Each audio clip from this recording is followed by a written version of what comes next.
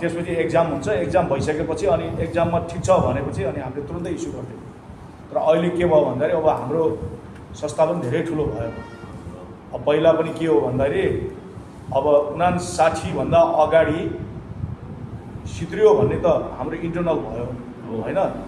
Nepal karate महासङ्घ भनेकै सिद्रियो थियो होइन। पछि अब हाम्रै अब भनौँ न सिनियर गुरुहरूले चाहिँ नि अब के फाइदा भयो थाहा छैन, तर उहाँहरूले के गरिदिनु भयो भन्दाखेरि विभिन्न नामको गोजुरियो सोत्तकान के भनेर नाम दिएर त्यो नाम अनुसारको चाहिँ नि उहाँहरूले चाहिँ नि सँगसँग मिलेर महासङ्घ बन्छ भन्ने त्यो अभाव फैलाएर चाहिँ नि उहाँहरूले महासङ्घ गठन गर्नु। त्यसको के हो भन्दाखेरि हामीलाई माइनस गर्नलाई थियो पोलिटिकली भनौँ न।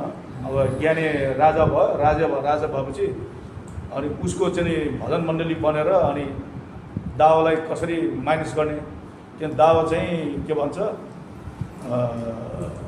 पोलिटिकली के भन्छ हाम्रो गिरिजाप्रसाद कोइराला डेमोक्रेटिक फोर्सको चाहिँ सबभन्दा कमान्डर हो, यसलाई ठिक गरेपछि के अरे गिरिजा ठिक हुन्छ, डेमोक्रेसी ठिक हुन्छ भन्ने जुन हावा पिटाएर जुन करातेकै नामको 2-4वटा ठगहरूले चाहिँ यो सिस्टमलाई ल्याएको होइन।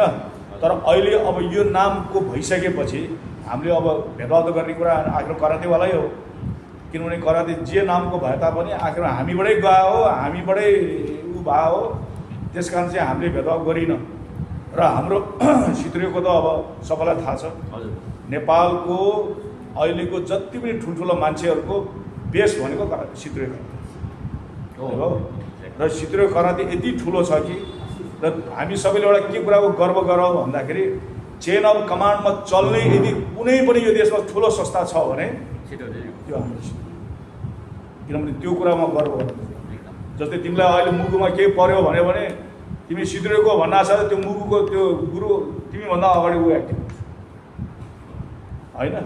किनभने अहिले हामीलाई एउटा गर्व त के छ भन्दाखेरि हामीलाई हुन त त्यति राजनीतिको रूपमा हामी कहिले पनि हिँडेनौँ, तर केही पर्योलाई गुरुलाई के अरे यो आदेश भएको छ भने इमिडिएटली न आफूलाई एमाले भन्छ, न माओवादी भन्छ, न काङ्ग्रेस भन्छ, न के भन्छ, केही पनि भन्दैन।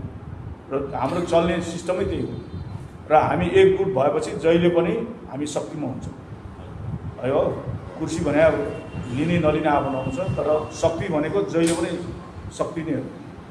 र हाम्रै शक्तिले उनीहरू यो देशमा कति ठुलो ठुलो मान्छे भइरहेको छ, तर हामी चाहिँ भइरहेछ।